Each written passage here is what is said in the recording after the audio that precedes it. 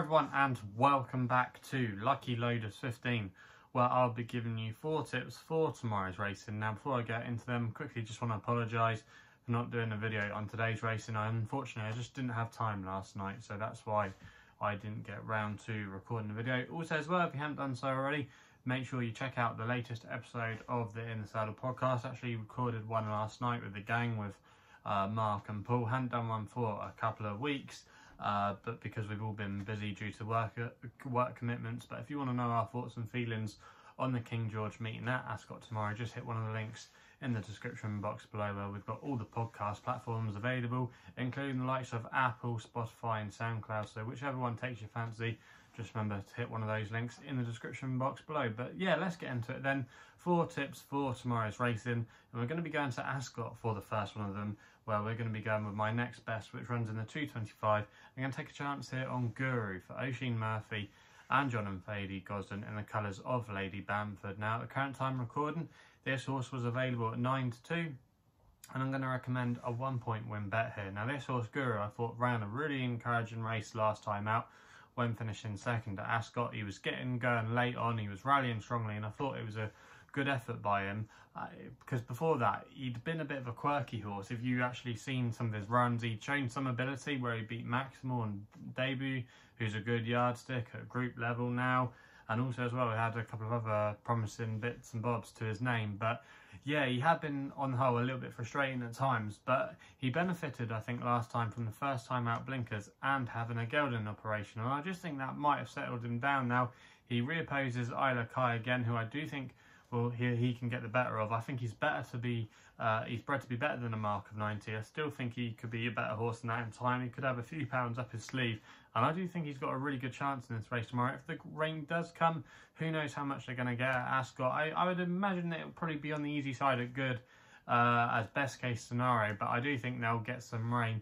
But if there was a little bit of cut in the ground, it wouldn't put him off too much, in my opinion, but he wouldn't want it absolutely attritional. So yeah, Guru, I think at 9 to 2 there, there's a bit of value to be had in his price. And I think he could nearly go off favourite come post time tomorrow. I'm really sweet on his chances, and that's why he's going to be my next best in the 225 at Ascot. We then go to the Longshot, which runs in the International Stakes to 3 o'clock at Ascot.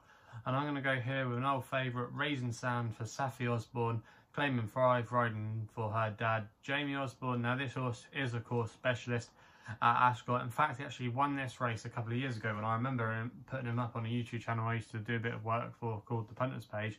Well, I put him up to win this race. He won that race off 103 that day. He's now £3 lower, and he's now down to a workable mark. And with Safi Osborne's £5 claim, he's essentially rating off a rating of 95. Now I think this race could really suit for him tomorrow. Like I say, there should be a little bit of easing conditions, and if it does come, he's got a really good chance. And he's just showing that he's coming into a little bit of form. He ran a good race, I thought, when he was drawn on the wrong side in the Buckingham Palace Stakes. He ran well that day, he did the best of his group, and I think in a more strongly run race, which I think he'll get here, there's plenty of pace on. I think he's got a cracking chance of making the frame. He's currently available at 16 to 1 with Paddy Power, and also as well Betfair, who are offering 6 places in that race at that price. I'm going to recommend a 0.5 each way selection there. I'll be disappointed if the old boy couldn't put a good show down. I think he's got a good chance tomorrow.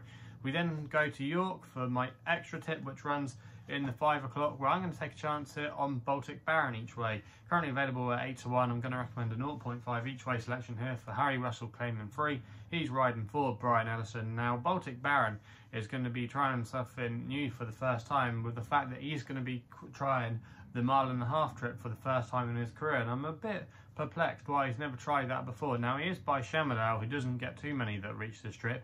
However, if you look at the dam side of the pedigree, there's plenty of stamina there related to quite a few horses that got this trip, and the dam was a winner over 1.6 miles, so clearly should be suited by stepping up in trip. And if you go back and watch his last run at York, he was staying on really strongly when he just bumped into an improver that day, but it was an eye-catching run. And despite having to carry nearly top weight in this race, I do think he's got a good chance and is not to be underestimated. The conditions should be fine. He's well handicapped on a lot of his old form. And I think at this level, he is a major player with maybe a little bit of untapped potential there over the further distance. I think 8 to 1, that's a fair each way price to find out if he will get the trip. And yeah, I'm going to put him up as my extra tip of the day in the 5 o'clock at York. We then stay at York for the final race, where we're going with my naps with a horse called Beloved for Andrea Zaney and Ed Walker, currently available at 11 to 2 at the time of recording.